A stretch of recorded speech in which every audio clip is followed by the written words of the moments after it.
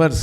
రెండో వచనం చూసినట్లయితే 60th chapter 2nd verse. యెషయా గ్రంథము 60వ అధ్యాయము రెండో వచనం. Now God wants to look at this verse. దేవుడు ఈ సమయంలో ఈ వచనము మనం చూచులాగా The glory of the Lord being seen on you. యెహోవా నీ మీద ఉదయించుచున్నాడు. He is casting his light upon you. ఆయన తన మహిమను తన వెలుగును నీపైన, And also the glory of the Lord. ఆయన మహిమను నీపైన ఆయన You కనపరుస్తున్నాడు. must have belief in the word of God. నీవు ఈ దేవుని వాక్యాల్లో నమ్మకం ఉంచాలి. When Jesus was on this earth, యేసుక్రీస్తు ఈ లోకంలో ఉన్నటువంటి he సమయంలో was full of light. ఆయన వెలుగు చేత నింపబడి ఉన్నాడు. Wherever he went, ఆయన ఏ స్థలంలోనికి వెళ్ళినా కూడా he was filled with the light. ఆయన వెలుగు చేత నింపబడే ఉన్నాడు. Yeah, he gave light to the people who are in darkness. ఎవరైతే చీకటిలో ఉన్నారో అటు వారికి ఆయన తన వెలుగునిచ్చాడు. He wiped out the tears of discouraged people. బాధల్లో దుఃఖంలో ఉన్నటువంటి వారి యొక్క కన్నీటిని ఆయన తుడిచివేశాడు. Such a great God came into this world as a man. అంత గొప్ప దేవుడు ఒక మనుష్య రీతిగా ఈ లోకంలోనికి వచ్చాడు. Nobody can wipe away your tears. ఎవరు కూడా నీ కన్నీటిని తుడిచేవారు లేరు. Just believe the word of God. కానీ దేవుని వాక్యాన్ని కేవలం ఈ సమయంలో నమ్ము. You are sitting before the word of God. నీవు దేవుని వాక్యం ముందర కూర్చొని ఉన్నావు. You are hearing the word of God. దేవుని మాటలను నువ్వు వింటూ ఉన్నావు. When you hear the word of God, దేవుని మాటలు వింటున్నప్పుడు God will give you belief.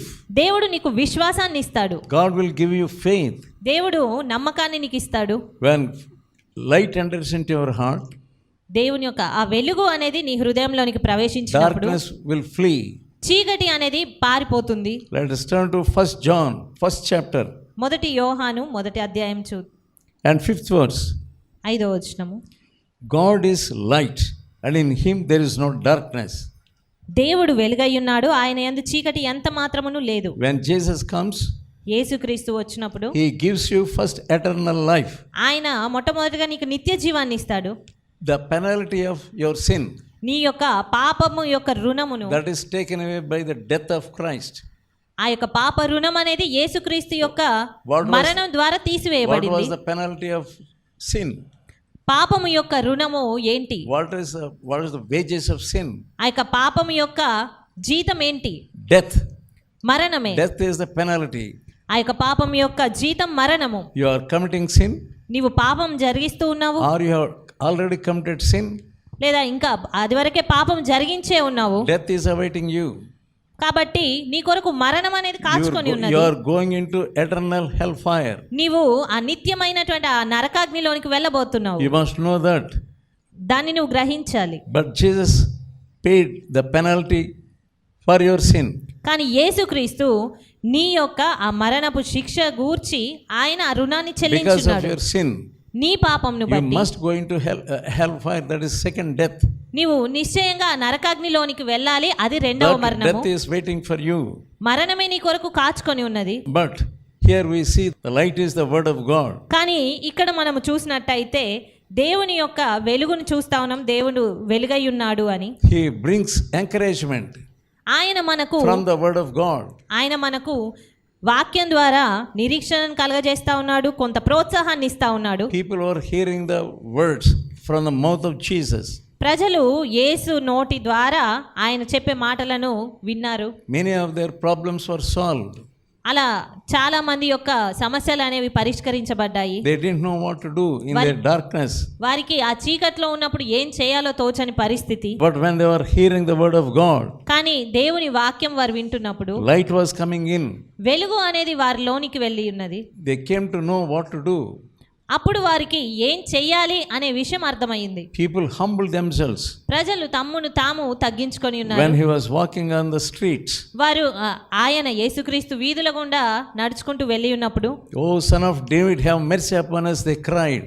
దావీదు కుమారుడా నన్ను కరుణించు అంటూ వారు ఎంతగానో మొరపెట్టారు. We see one blind man who was crying, ఆ రీతిగా మొరపెట్టి ఆ యొక్క గట్టిగా కేకలు వేసినటువంటి ఒక గుడ్డివాన్ని "Oh మనం son of చూడగలిగాము. David, oh son of David, have mercy upon me." దావీదు కుమారుడా నన్ను కరుణించు అని. Jesus stopped by his shout. ఆ రీతిగా అరిచినప్పుడు అతని కేకలు విని యేసుక్రీస్తు ఆగి ఉన్నారు అక్కడ. People wanted to discourage him. కానీ ప్రజల చుట్టూ ఉన్నవారు అతన్ని ఎంతగానో నిరుత్సాహపరిచారు. They said, keep quiet, don't shout. ఆ చుట్టూ ఉన్నవారు అరవద్దు, గట్టిగా కేకలు వేయొద్దు, మౌనంగా ఉండు అని చెప్తా ఉన్నారు But అతనికి. his cry, his shout arrested Jesus and made him to stand there. కానీ అట్టి రీతిగా వారి మాటలు పట్టించుకోకుండా అతని కేకలు వేయడం అనేది యేసుక్రీస్తుకు వినబడేలాగా, ఆయన అక్కడ అతని కొరకు నిలిచి ఉండేలాగా చేయగలిగింది. And he gave him sight. ఆయన ఆ రీతిగా వచ్చి అతనికి దృష్టినిచ్చాడు. Many people they received not only physical sight but also the spiritual sight. చాలా మంది కేవలం భౌతికమైన దృష్టి మాత్రమే కాదు కానీ ఆత్మీయ సంబంధమైన దృష్టిని కూడా పొందుకున్నారు. One day when he was journeying, he saw a young boy dead and was taken to a graveyard. మరో సమయంలో ఆయన ప్రయాణంలో వెళ్తూ ఉన్న సమయంలో మరొక యవనస్తుడు చనిపోయి ఆ యొక్క సమాధి దొడ్డిలోనికి తీసుకుపోవుట అతను చూసి ఉన్నాడు. His mother was in tears.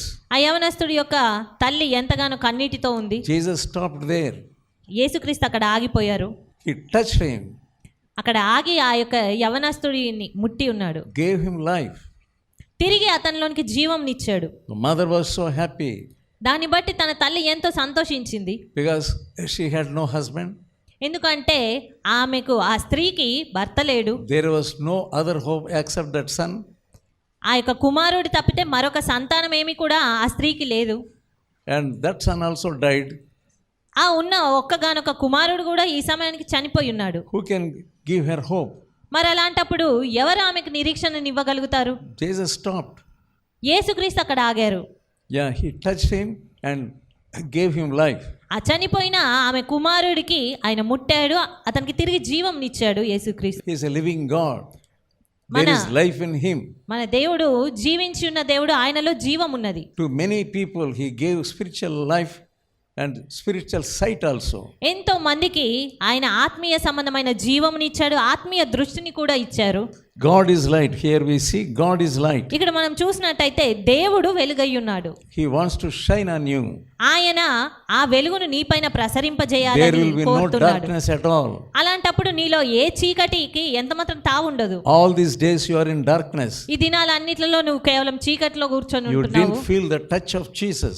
యేసుక్రీస్తు యొక్క తాకుదలనే ఎంత మాత్రం నువ్వు గ్రహించలేకపోతూ ఉన్నావు. But this is the time. కానీ ఇదే సమయము. God wants to touch you with His దేవుడు word. నిన్ను ఆయన వాక్యం ద్వారా ఆయన నిన్ను తాకాలని చూస్తా ఉన్నారు. He wants to fill your life with encouragement and life. ఆయన నీ జీవితాన్ని ప్రోత్సాహంతో, వెలుగుతో నింపాలి అని ఎదురు You చూస్తున్నాడు. don't know what amount of darkness is in you. నీలో ఎలాంటి విధమైనటువంటి చీకటి ఉందో నీకు తెలియదు.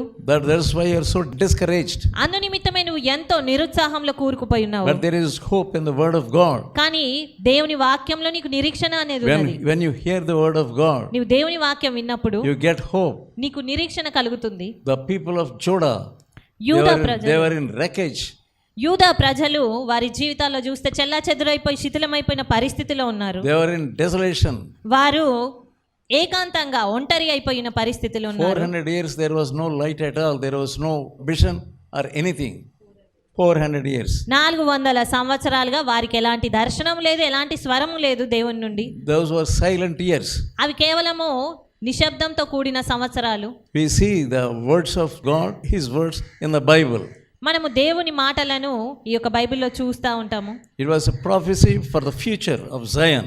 ఆయన సియోను యొక్క భవిష్యత్తును గూర్చి ఎన్నో రీతిగా ప్రవచించారు. They thought all has gone away and nobody cares for us, no hope for us. వారు ఎలాంటి నిరీక్షణ మాకు లేదు, ఎవరు లేరు మాకు నిరీక్షణ కలిగించేవారు అని తలంచి ఉన్నారు. They were weeping. వారు ఏడుస్తూ They were ఉన్నారు. in tears. వారు కన్నీటితో They were ఉన్నారు. in discouragement. ఎంతో నిరుత్సాహంలో At ఉండిపోయారు. that time, God is speaking to them. కానీ ఆ సమయంలో దేవుడు వారితో మాట్లాడుతూ ఉన్నారు. Arise, arise, లెమ్ము అని, shine. తేజరిల్లుము. God wants to send His light, cast His light upon you. దేవుడు ఆయన వెలుగును నీ పైన ప్రసరింపజేయాలని The word of God కుమ్మరించాలనుకుంటున్నాడు. itself is light. దేవుని వాక్యమే వెలుగై ఉన్నది. Psalm 119 కీర్తన గ్రంథము 119 and verse 105. 105వ వచనము. The word of God is a lamp unto my feet, నీ వాక్యము నా పాదములకు దీపమును, a light unto my path. నా త్రోవకది వెలుగుగా ఉన్నది.